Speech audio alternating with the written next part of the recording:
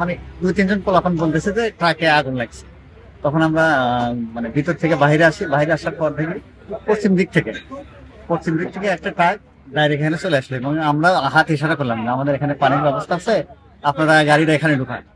দেখি তো এরকম দাও দাও করে আগুন ধরতেছে। আগুন ধরার পরে এখানে গাড়িটা ব্যাক দিয়ে এখানে দাঁড় করাইছে। দাঁড় করানোর পরে আমরা এখানে আরো অনেক লোকজন ছিল বা এখানে মোটর চালু করে আমরা নেবানোর চেষ্টা করছি, পরে আগুনটা নিয়ন্ত্রণে।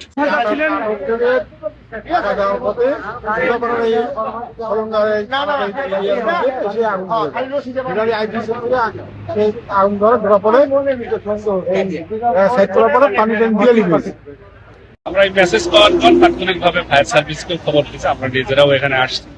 কিন্তু ইতিমধ্যেই ওই এখানকার যে পাম্পের মালিক ছিল সে তাদের সহযোগিতায় স্থানীয় লোকজন এটা গাড়িতে পানি দিয়ে নিভাই ফেলেছে।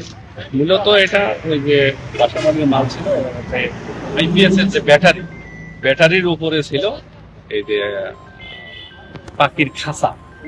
এখানে লোহায় ঘর্ষণ খেয়ে এখানে মূলত এই ব্যাটারি থেকে আগুনের সূত্রপাত। সোফা পুড়ে গেছে। ভাগ্য ভালো ছিল যে আপনার পেছনে ইয়েও ছিল, আপনার গ্যাসের চুলা, এটা বাস্ট হয়নি, এটা ভালো ছিল। মানে পেছনের যে মালামাল গুলো ছিল ব্যাটারির আশপাশে এগুলো